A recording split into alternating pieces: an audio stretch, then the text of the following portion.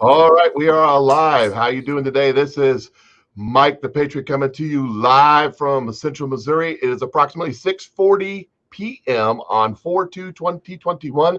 I've got another great interview for you set up in just a second, but I just want to, as you guys are jumping on, say hi where you're watching from. I love to connect with y'all and say hi and like and comment with what you're saying. I really appreciate everybody jumping on. So as you're jumping on, do me a favor, like, comment, and share this video. If you don't share it, Facebook's muting it, so it won't get spread around. Somebody might need to hear this message. We're talking about local elections, and local elections are important. That's how we're going to take this country back, besides all the other stuff. And if you want to know about that, watch my show, 8:30 every morning. I go live right here on YouTube and Facebook. So if you're watching on the YouTubes, go ahead. This is YouTube. If you want to go over there, I got a lot more than 61 subscribers. I need to change that. If you're over there, please subscribe if it's your first time. Ring the bell, like, comment, share, all that stuff. I'd really appreciate it. This is me. Everything gets loaded to Rumble. Follow me on Rumble. Rumble's still free. They don't do much censoring over there, so try Rumble. I'm also will be loaded onto my Telegram account right here. So go over there, check it out. A bunch of, as I'm putting my shows together during the week, all my thoughts go over there, all my stories and stuff that I'm trying to, and a lot of stuff doesn't make the cut, and there's a lot of good stuff over there, and things are happening. So go check that out. I really do appreciate you jumping on. Do me a favor as we go, as I bring on my guest today. If you have any questions, feel free to ask. I will be following the chat today. So I'm going to bring on my my guest today. It's Matthew Herron, and he is running for the school board here in Sedalia. And how you doing, Matthew? Go ahead and introduce yourself. Talk about what you're running for and why we're here. So go ahead. Great. Thanks for the thanks for the invite, Mike. It is I've really enjoyed your show. I really appreciate the invite. Like I said, every time I try to tune in, maybe sometimes at 8:30. You know, my boss isn't watching, or but but right. No, it really is a not that anybody ever scrolls Facebook while they're supposed to be working, right? But I don't know what exactly. Exactly. But it has definitely been a blessing. So my name is Matthew Herron. I am running for the Sedalia School Board. The name of the school district is Sedalia 200. I know you have viewers around the country, but I've got my little Sedalia bling on here. You got to make sure you represent. Right. So you are an incumbent running. People are asking, we're no flag. Look, this is about me interviewing somebody, and I don't want the flag to be a distraction. So the flag's for my show at 8:30. If you want to see the flag, go check out at 8:30. Anyway, go ahead. People are commenting. Where's the flag? And not only that, well, here, and thank you, Mike. It happens to be a Good Friday because it is Good Friday. Absolutely. And so, maybe just because of Good Friday, we can take down the communist flag. And look at that. I got a cross in the background back there. There we go. Happy Good Friday to everybody in the United States. That is honestly one of the reasons why I'm running. I happen to be a Christian. And Mike, I know you are too. I believe that God called me to run for this school board. I been in education actually for a little over a decade as an educator. I actually started out. My wife's an educator, she's still educating. She educates we've got 5 kids, and so there's never a dull moment in my house. But we were both educators. Well, they're downstairs and they were told Dad's going to be on an interview, so try to be quiet. And they're like, right. Can we watch TV? Sure. So that's why, who knows, any second now they might be running up here. But with that, I was in education, started out as a substitute teacher while I was going to school, then as a paraprofessional. Those are kind of teacher helpers. I then worked, I was actually getting a master's degree in counseling. And so I started working as a behavior specialist in special education. And then from there, I ended up finishing my master's degree. They hired me as a school counselor.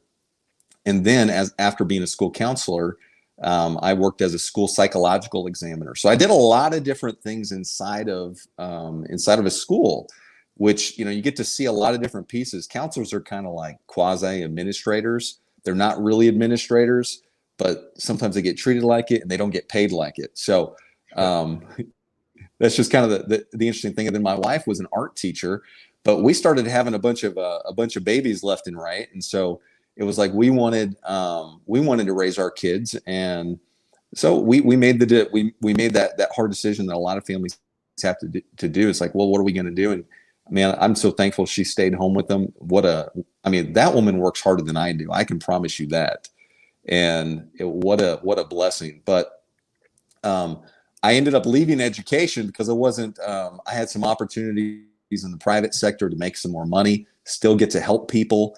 And what I did was I came back and ran for school board.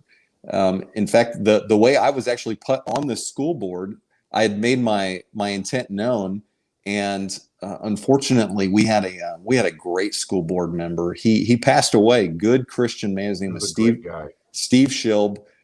His term, I'll never forget it. It's never too late to do the right thing. What a true statement. He always ended with that. And when he passed away, they said, Matthew, would you fill his position? So they asked me to be on there because I had actually worked in the school district and they knew my intention. I wanted to help out. But interestingly enough, I think that one of the reasons they put me on there is they thought that I was going to be just a rubber stamp, because as soon as I got on, I started asking questions, like what I believe good school board members are supposed to do is ask questions, be representatives of the people that they are representing, and make sure that our finances and things that in our school districts. I mean, these are schools. We're educating the most important thing that we have, and that's our children. And right. But I started asking questions, Mike, and next thing I know, I'm getting phone calls. What are you doing? I remember this. I got a phone call. This was literally the first week that I was on the board, appointed, mind you. I got a question from this guy. He calls me up locally and he says, I hear you're coming after my job. And I said, what are you talking about? What? Coming after your job? He said, who have you been talking to? And I said, you're actually the first one, buddy.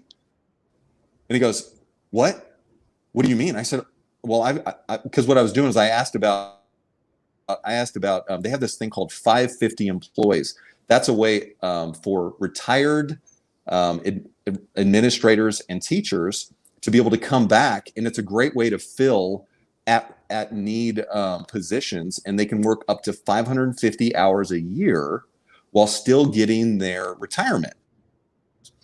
And this just happened to be, I'm not in the business of just calling out names, but this guy, he's like, you're coming after my job. And I said, actually, because I asked about the salaries. There was actually some controversy about should we hire this person or not that person. And I said, well, actually, I was asking about that. And the reason for my asking was I wanted to be able to tell constituents whether or not this was a good value for their money. Right. Which makes sense, right? And he says, well, oh, okay, so you're not trying to fire me? I'm like, no, I have no business doing it. Then he tells me this. He says, but if you tell anybody that we had this conversation, I'll just lie about it. And I went, it was kind of an eye-opening moment when I realized the kind of crap that I was dealing with. And you had no idea, did you? No idea at that point. And I remember I said, and I said, well, isn't that interesting? I had no intention of coming after your job, but now that you've told me that you have no integrity and that you're willing to lie, no, I don't think that you need to be, representing our school district or leading, our young people. Oh, that didn't, that's not really what he wanted to hear, I don't think. But that is me. I mean, I believe in integrity. I believe that the people that we elect for positions ought to be above reproach, meaning Absolutely. That they should do what they say. They should represent in a good way. And we should be able to trust them with with school board. It just happens to be, we're trusting them with the most important thing that we have, and that's our kids. So that's insane.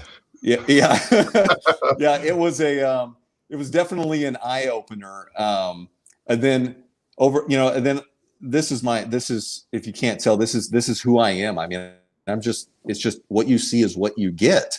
And I think too many times they want a politician, or actually, I don't think they want a politician. I think politicians want politicians. Yes. I think people want real people. I think moms and dads that are sending their kids to school want to know that the person that is in charge or that's helping lead the school district has their kids' best intention in mind and actually cares about their family, and is just going to be, and is just an open book, not there for ill intent or trying to get somebody fired or whatever the deal may be.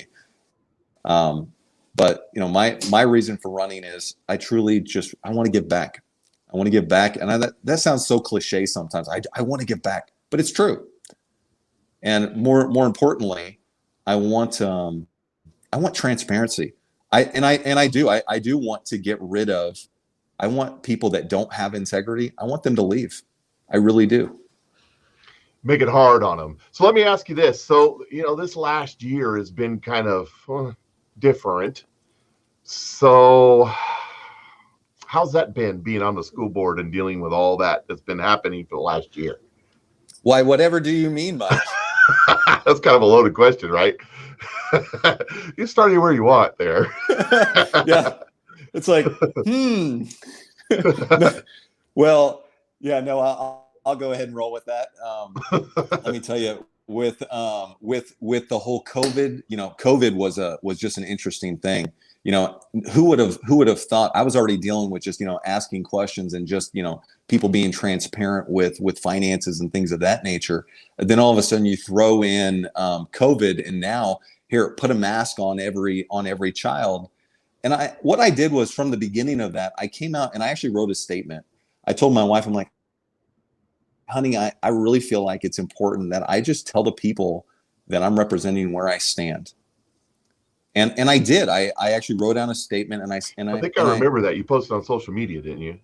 I did. I posted it on social media, and I said, you know what? I believe it's important for people to know where their elected officials stand. And I personally believe, I am absolutely pro freedom, pro Constitution. I love my amendments, first, second, third, all of them. And I believe that, I know there's other people that have differing opinions from me. And that's one of the things I love about America is that, we used to be able to have differing opinions in America without killing each other. Right. Now it's like, oh my goodness, well, we could go down that rabbit hole, but all of that said, going through COVID, I believe it was, I came out from the beginning saying, I believe it's a choice. If you want to wear a mask, wear one. If you don't, then don't. And I don't believe anybody should look down at you for wearing one, or anybody should look down at you for not wearing one. And I thought, how is that going to be controversial? Oh, right. Yes, it was. Yeah. Don't you? Oh my goodness. You don't care about people. I got phone calls. Then this was the one that really kicked me. They're like, you call yourself a Christian, Matthew. You don't love people. You want them all to die. I'm like, what part of that did you get? I want people to die. No, I believe in freedom. In fact, it's Good Friday. You want to talk about freedom? Jesus had some harsh words for some religious people, for people that didn't agree with him, and they hated him for it. And he was the most loving person. He was the actual physical representation of God's love on earth. And what did they do? They killed him. So when these Christian people say, Matthew, you're not being very loving, I'm like, no, get in line. They hated Jesus too. I'm not Jesus, obviously. But yeah. Well, but I love him. And they say you're not being very Christian because you're not fitting the mold that I want you to be in. You're not doing the things that I want you to do. You're not doing the point of view that I have. So you have a different point of view, and of course, it's I'm getting from you pro freedom, pro liberty, make your own choice. That's right. Thing. So that's exactly it. You make your own choice. So I remember last year, and we did the online school thing, and then what a disaster that was. And then we had summer, and all that happened I've interviewed a lot of people that are running for the health board here, and then school started again. So what kind of things did you face as you got school going again and everything? What did the school board look like? What was the conversations you were having? How'd that work out? Well, I can tell you that from those conversations, it was let's just say I felt like a turd in a punch bowl, to be honest. Walking into this, yeah, trying to be loving and kind while at the same time being assertive and actually saying what I know that so many in our community were thinking, and saying, look, okay, I'm rambling here. Sorry, I think I almost started stuttering, but we ended up going with masks for the school year, and that was so that we could actually be in person, because our county health board they wouldn't have it any other way. And of course, we've seen that across the country. Thankfully, we were able to go all school year, and we're almost done. And right. So, that really, the whole mask issue is kind of, we had our, just like a lot of places in the country, we had our big discussions about it. And I think it was important that the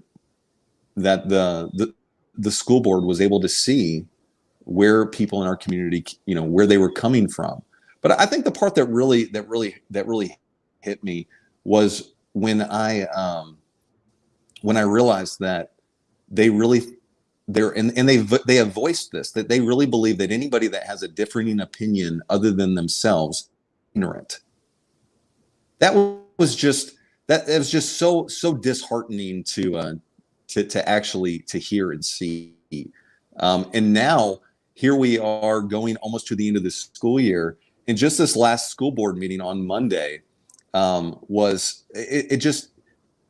such a challenge. I mean, bring up all different types of situations that I dealt with over the year when it came to honestly, funds, where we had an administrator in our district, assistant superintendent, actually approved over $600,000 expenditure without board approval.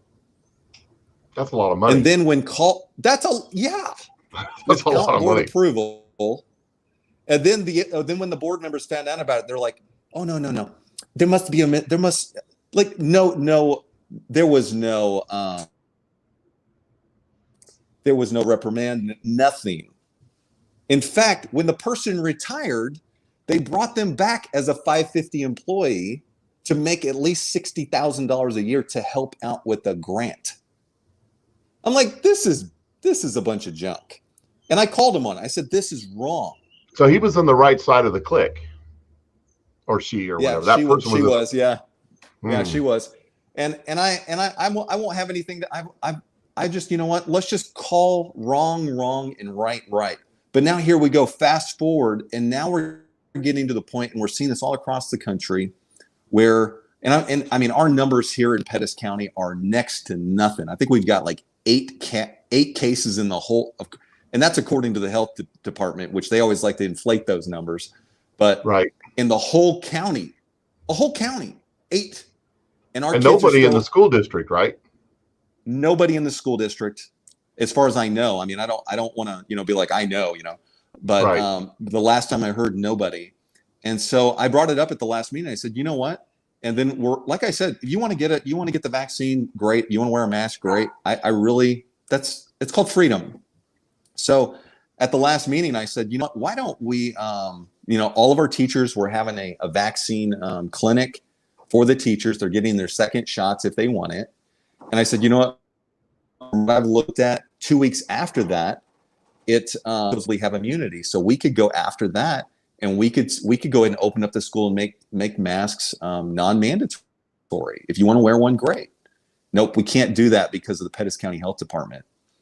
And this is what was so concerning to me, is at that meeting, the president of the board, who happens to be a physician, said that Well, I don't think we can do that. But you know what? In my office and in our hospital, this is our local hospital, what we've done, which has been his words, so liberating, was that when you get the vaccine, we give you a gold star on your badge.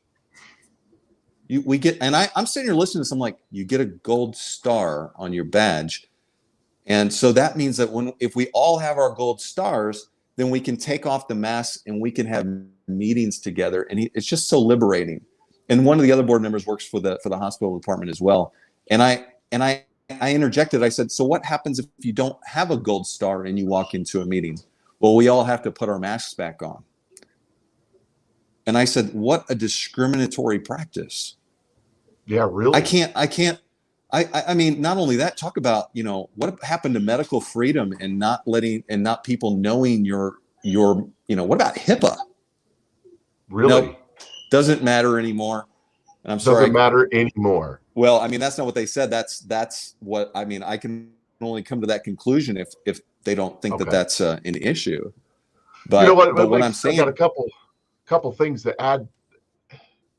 Sure. I'm working this out in my head. So you got 10 people in a room, okay? And they've all had the vaccine. They all got their little badges with their little gold stars, and they're very proud of that. And they're all excited. They got their masks off, and they're sitting there. But a person like myself walks in a room, and I don't have the gold star because I haven't had the vaccine. Then they all have to mask up. But didn't the vaccine work? I mean, if they've all... And I've made a decision not to. Why mask? I mean, that's just, I know exactly. That's really, really a whole lot of hillbilly common sense there, but I don't understand. So. Yeah. And I mean, I'm with you, Mike. That's a great question. And of course, I mean, to which I haven't got an answer from that as well. And once again, it comes down to freedom. The last time I checked, our founding document said life, liberty, and the pursuit of happiness. There's this thing called liberty. Yep. And I made it was interesting because I made the comparison. As soon as I heard gold star, it started connecting in my brain. Hitler, Nazis, Germany's. Oh yeah, Germany. And the Jews, where they put gold star, they made them walk around with a gold star around there. And I made that comment in the board meeting, and I said, it reminds me of Nazi Germany and of how Adolf Hitler treated the Jews. Not that, and the next thing I know, I got attacked by the attorney on the board, and I'm thinking, an attorney. Oh my goodness, an attorney's okay with this. We should know. I mean, most people may or may not know this, but when you actually when you become a board member, school board members have to they literally raise your hand and swear to protect the Constitution of the United States of America. Just like how to read it. Yeah, I think that's a fair. I think that's fair. I just can't have a hard time fathoming that. And this is what I really think. I don't think that people all over our country are going, oh, we don't want freedom. I think what it comes down to is they're willing to sacrifice freedom for perceived safety. I think there was a quote from a founding father about that too. Yeah, those who would be willing to sacrifice liberty for safety deserve neither. Isn't that how it goes? It's yes, you're very close to that. Something close to that. Yep. And but anyway, to be and then I was essentially called ignorant for making the I mean, this isn't an open board meeting. I just it's so disheartening, but that's one of the reasons I'm running. And what's great, there's another like-minded individual. Her name's Michelle Quantenbaum, and she's also running for school board. The other person that's running happens to be an attorney, and a very well-known name. Yes, and at one of our public forums, he was asked. We were all asked about transgenders, transgender males competing in female sports, and I was like, they asked me first, Mr. Heron, what are your opinion on this? I'm like, okay, well, here's my opinion. I don't, if you want to, however you want to live your life, like I said, I'm all about liberty. If you want to do that, whatever. But it's so unfair to those girls. I said, I just don't think that's right. And same with Michelle. She answered similarly. And but the attorney refused to answer the question. Refused. Well, it's whatever the law says. It doesn't matter what my opinion is. Well, if your opinion doesn't matter, then why are we going to elect you? And I just see that across the country and across with our elected officials. If their opinions don't matter, then why elect them? That's true. They can't give you their opinion because they haven't been told what it is yet. That's right. Yeah. Hold on. Let me look at the note card. Yeah. Right. So you earlier you mentioned life, liberty, and the pursuit of happiness, which is in the Declaration of Independence. And in my show, I always talk about the statement before that, which says among these. That's right. See, life, liberty, it does not limited to include, but not limited to, as how the attorney would say it. And where did they come from, Mike? And where did those come from? From God. From God. They're that's given right. by God. Yep. And so we're endowed by our Creator with certain individuals' lights that among these is very important because it's anything not listed in the Constitution is among these. That's right. So and of course these little tyrants, as Mark Levin would call these little tyrants and these little committees, they always forget that part. Yeah. And they try to hone in on their little kingdom and be in control. Yeah. So anyways, there's some questions on that are popping up, and I kind of wanted to let you kind of get through some stuff before we did that. Sure. Let's see here. Someone says this is I've heard this question before. Is there any support for live streaming via Facebook or YouTube to public meetings for Sedalia 200? I think it's very much needed. I think at this point where the majority of patrons a lot of times get their local news from places like Facebook and YouTube and things of that nature, because let's face it, I mean, we have the ability to do it, so why not?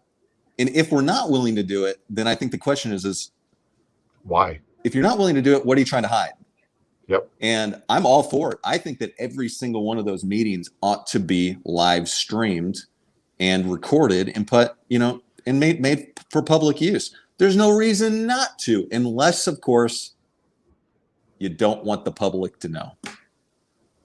There may be some exceptions when you're talking about personnel stuff and stuff like that. Actually, there's the first part. No, actually, I don't think there is any exception. There's not one exception, and this is the thing, because it's always the same. There's the open session, right? Which public is welcome. That can be done. It can be done live. Any of that can be live. The closed session, of course not. That would never be recorded. And that's where you discuss that kind of stuff. That's right. The personnel stuff and that kind of stuff. Yeah, you don't want that. You don't want dirty laundry out there. Are you still there? Did we lose you? Uh-oh. It looks like you may have froze up. Oh no. I'll give him a second to see if he comes back. If you're still watching me and you can't come back, just log out and hit the log back in button. So we'll see. Still here? Oh, yep, there you are. What happened? Are you there now? I have no idea. I'm here. All right. I was just going to say, you could log out, log back in. You kind of froze up. So, okay. So here's another. This is kind of a long one, but it basically says, I have a very good friend in Maryland. His wife is a special needs teacher. The school board in Harford County, Maryland, started creating a situation to relieve her of her position due to her questioning the lack of education being provided to these children. The reason I bring this question up is because, as I mentioned many times, people watch my show, I'm extremely dyslexic. I told me I had severe learning disabilities. And when I was in high school, or when I was in school, I remember high school more than I did others, they just pushed me through. They put me in what I refer to as the dum-dum class. And they just pushed me through, collected the check because they got paid extra for me. And instead of writing the essay, you're still there. Have you froze up? Oh no, he's froze up again. Doggone it. But anyway, I'll continue. So instead of, hopefully he comes back. Instead of writing the essay I can hear you. Okay, I can hear you now. You're still froze. Move closer to your modem. I can hear you. That might help. Okay, so instead of writing the essay, I watched the movie and did an oral book report on it, or many other things like that. So I grew up. My first few years, 18, 19, 20, 21, 2 years, I thought of myself that I was dumb. It turned out I wasn't dumb at all. I was actually kind of smart about some things. And I thought it was a total disservice to me. So this question is kind of the heart of how I feel, because these kids in the special education area kind of like they're being left behind. So what do you think about that? Well, I can tell you, I mean, I worked in special education and wrote many an IEP, which is an individual education plan and the whole idea, and what you were talking about, Mike, is being able to come up with, different differentiators to help that student and help that student succeed in class. So, I mean, for example, if a student is dyslexic, instead of having them write a spelling test, they could give it orally, for example, things like that. Those are good practical ways. And, I think any teacher, for a teacher to be reprimanded for asking and for trying to help his or her students and actually, go out, that teacher shouldn't. You don't want to work for a principal or a school district like that. That's horrible. That's how you lose good people. That sounds like a great teacher, and that's just so sad to hear. I can tell you that here in Sedalia, I mean, I happen to know that we have we have some great teachers that they truly love and care about their students. Just like anywhere. I mean, not everybody's, got the same level of love, right?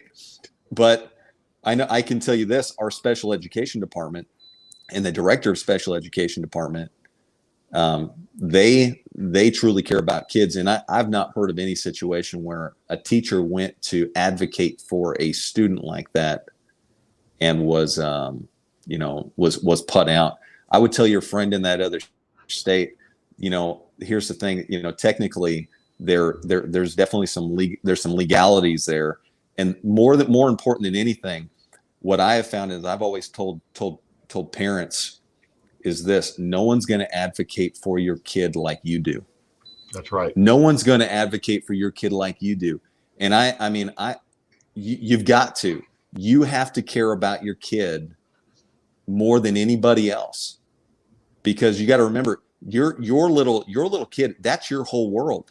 They've got 30 little worlds in their room. Right. So you've got you've got to advocate for your kids. And there's a lot of people in school boards and in a lot of different positions that have never never had to educate. Or in our situation, I happen to be the only one with kids in the school district, the only one. And so there's definitely a disconnect. It's not that these people never had kids. It's just that the decisions that they make don't directly affect their kids. And that when you have no vested in it, this might be leading somewhere else, but when you have no vested interest in the kids at the school district, or even the school district, you probably shouldn't be on the school board.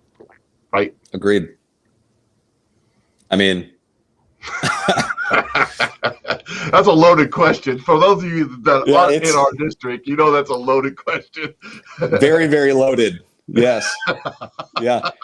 So the other person, I mean, it just happens to be that all three of us that are running for school board this year happen to have kids in the district, which I'm very happy about.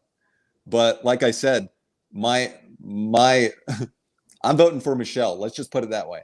I want somebody who is transparent. That doesn't mean I even have to agree with everything they say. I just want to know, like, at least I know where they're at. We were having that discussion before we went live. Exactly. Which is more dangerous, the wolf or the wolf in sheep's clothing? Right. And which would you rather, have? So, yeah, right. Absolutely. Yep. So, anything else you want? Definitely. Somebody, I just want to put this up there. Somebody saying that they agree with you. It said that her son received the IEP services in school and is about to graduate from college next month. So there you go. The program works. That's awesome. Parents have been involved.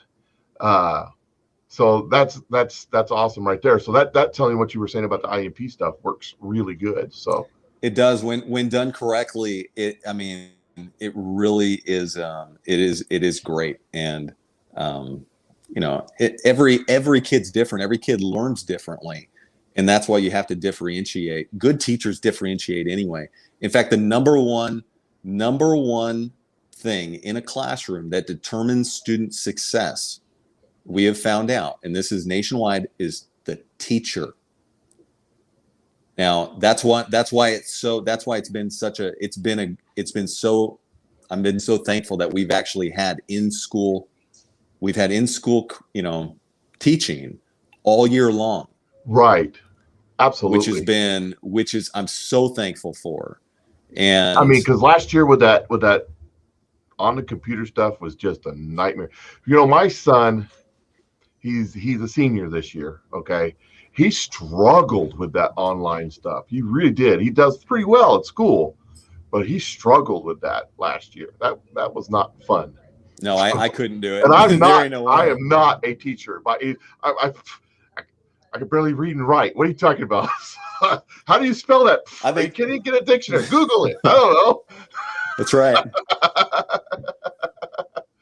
Jeez. That's exactly it. I can barely spell my own name. Yep. I want to add something to that too. My son's a senior this year. Okay. So at our school, we have ROTC, which is at Smith Cotton area, which is an excellent program. And I was this summer when they were talking about, we're not going to have school. We're going to have school. I was about to throw a temper fit. I was going to go out on my show live and throw a temper fit, because here's the thing, what being in school and ROTC did for my son. He just enlisted in the Air Force. Okay. Going in as an E1 with 0 time and grade, opposed to going in as an E3 with 0 time and grade. Because of ROTC, he did 4 years. It's $5,000 more a year income. That's great. If they didn't have school, he wouldn't have got that. Yeah. Directly affecting my son that you guys were able to have school this year. The one of the things. So I got my two oldest boys. They're in ROTC at Smith Cotton at the high school, and one of the things. I mean, you can't tell. I mean, you understand. I come from my dad was in the military, so I was a military brat. I'm allowed to say that because I was a military brat, right? Right. Understood. Yeah, but the things that I grew up with were love of God, love of family, and love of country. God, family, country. There's ROTC does that. ROTC, they may not be able to say they may not be sitting there saying you better love God, but the fact is they're encouraging kids to be who they are and to love our country and to love their families, and that is huge. We have a whole society that wants to teach hate our country, and then we wonder why it's falling apart. That's why we're just seeing so much division. And I can tell you that's not my heart for our school district. That's not my heart for our community. And obviously there are some things that I disagree with, but I want those that are listening on here that are locally, that's not my heart. Division is not my heart.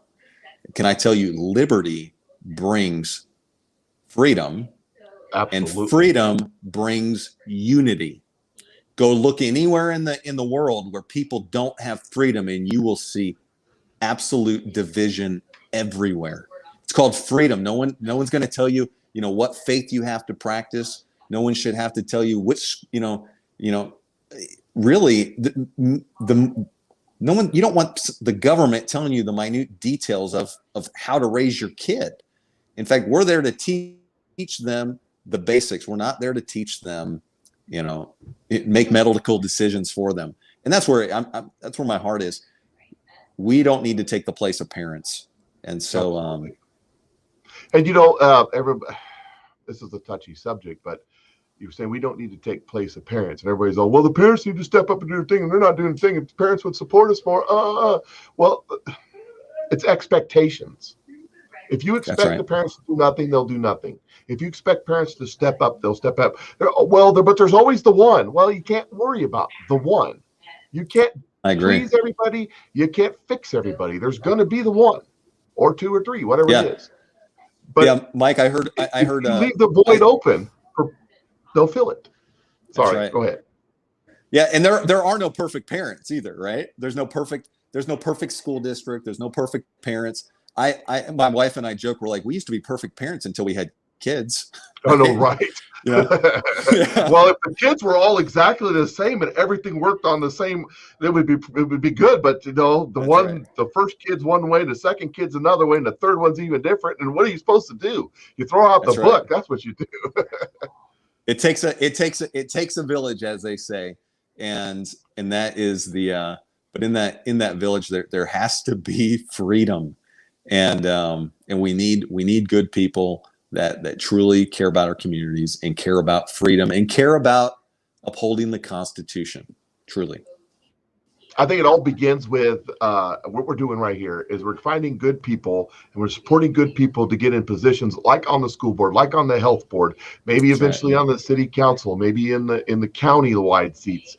And then from there, it's statewide seats. And we can take this country back. And I'm not talking about R's and D's. I'm talking about people. That's real, honest to goodness, hardworking, salt of the earth people. So we need across this country people to step up and do the things that they're feel like they're called to do, whether it's getting on Facebook and having a little show and talking endlessly, like that's hard to do, or running for positions that you feel qualified for. So any closing thoughts, anything you want to say? Anybody has any questions out there, go ahead and ask them now so we can get them in there. Anything you want to say that hasn't been said, any thoughts come to you? Do we have any final questions on there? No, there's a lot of statements, a lot of people talking about the ROTC and stuff like that. Sure. But no real questions that need to be addressed. So somebody says, hopefully we can get Heron and how do you say the last name? Quattlebaum. Yeah, I told you I'm terrible. So there's a lot of hope out there. So it's great. I would say my encouragement would be, and I would ask everybody that sees this, go get your friends to vote. A lot of people don't even realize there's an election. There's an election right now. Go get your friends to vote. It is so vitally important. You've got to get out and vote. You can't complain if you don't vote. I can't tell you how many times I've heard that. You can't complain if you don't vote. It's true. Get out, vote. And like I said, Mike, I want to thank you for inviting me on here. I really appreciate what you're doing. And like I said, all about freedom and I can't think of a better day either. It's Good Friday, right? Where we celebrate the day that Jesus died on the cross, and of course we're looking forward to the day, Resurrection Sunday. So, Mike, I want to thank you, and I really appreciate you having me on here. No, I appreciate you coming on here because we need to get, like I said, we need to get local. That's where we take it. Here's a question just popped up, and I'm going to address this one. Maybe it says, "Will voting be secure?" Let me tell you, the election is on April 6th, right? April 6th, next Tuesday. And Tuesday. I think the what do they call it? Pre-voting. There's another name for it, and I'm totally blowing early it. Voting. Early voting. I think it ends on Saturday, does it not? I honestly don't know. I think it goes into next week. But I already went down to the courthouse and I voted, and so you can go, I think, till noon tomorrow and vote. But then if you don't make it there, go out on April 6th and go vote. And in Pettis County, they do a great job. It will be secure here for sure. I mean, we're in the heart of red. I mean, you can't get much darker red than we are here. So, and we all know Nick Lestrada, who runs that, and he does an excellent job. So it's 100%. Don't worry about that. If you're in Pettis County, or if you're in the 200 Sedalia 200 school district, or you're on the health board, go out and vote. Go out and vote. Go out and vote. The last time that we had this cycle of election, like 300 people showed up, or something like 325, or something like that. So if this is a turnout election. If 1,000 people show up and vote, and there's 40-something thousand people in Pettis County show up and vote, it's a landslide. It's done. Right. The folks that we're trying to get on there will get on there. There's no doubt about it. So that's what needs to happen. Is you got to get out and vote. If you don't vote, well, then you get what you deserve. That's right. So here's a question. One more question popping up here. How about this one? Will you put the 10 Commandments back in school? Boy, they just want to go with it, don't they? I bet you if you had to make the decision, you'd do it right now, wouldn't you? If I had to make the decision, I'd be like, absolutely, let's post that sucker, right? It's so interesting. People want to attack the 10 Commandments. Interestingly enough, they don't even know what's in the 10 Commandments. No, they don't. Let alone attacking it. They're like, you realize that it says don't murder, don't steal, don't bear false witness. They're like, okay, but it says love thy Lord, okay with that? Lord thy God. That's the love one the Lord thy God. They don't. And honestly, they're usually a god to themselves. So whatever, right? Right. Would I do it? Sure, I'd love to. I think the biggest thing is I can tell somebody asking that question. You may be a believer, and I say believer, I mean a Christian. And one of the things I heard years ago that really stuck with me was this. It was preach always and sometimes use words. That's right. That's a good one. Preach always and sometimes use words. And you know what? I heard it said, good. Your actions speak so loudly I can't hear a word you say. That's right.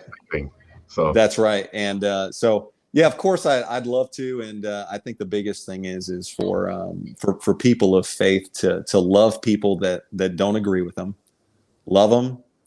And that doesn't mean that you have to celebrate their decisions. That just means that we get to love, we get to live in, we get to have freedom. We get to actually live in peace with each other and have good conversations with each other. We talked about the among these part of the Declaration of Independence, the among needs, life, liberty. The among needs includes weird hair, weird lifestyles, all that stuff, weird, want to dress up in women's clothes, all that stuff. That's among these. But that's right. We don't have to join in with you because we get our among these too. So that's the great thing about this country. That's right. It's called freedom. Absolutely. Here you go. So, someone says so. You was talking about this earlier. So people have got it. It's never too late to do the right thing, Mr. How do you say his name? Schwab. Mr. Schild. Shelb. I'm told you, I know how to say it. I just can't. He knew what he was doing. There you go. When he appointed you. So there you go. Well, I'll tell you what, I've had some big shoes to fill, and I wish he was still around. But it's absolutely true. It's never too late to do the right thing, and I can't think of a better way to end this interview. So absolutely. It's perfect. Well, Matthew, I appreciate you coming on. Everybody else, I appreciate you watching. I'm going to go ahead and sign off. Don't hang up. We'll finish off here in just a second, okay? So I'm going to drop you out, but don't hang up. I appreciate everybody jumping on. Please do me a favor, like, comment, and share this video. Share it with your friends, people who hear it. It's going to be time to vote. And look, if you're not from this area, that's cool, but your area needs you too. And you got to reach out. Find some folks and support them. And you guys, hey, appreciate everybody jumping on. You guys have a great day. Have a good, blessed holiday weekend. It is Good Friday today, and Easter's coming. I know that today's the day that we and I did a little thing. If you watched my show from earlier, that Christ gave his life for your sins today. And that's a pretty dramatic thing, that he took the sacrifice for you, because you should have been on that cross, but he took it for you. But the good news is that in a couple of days, that stone gets rolled away and he come back. So the victory is coming in a couple of days. You guys have a great one. I'm going to sign off. Catch y'all. I might go live tomorrow morning. So catch y'all later, 8:30.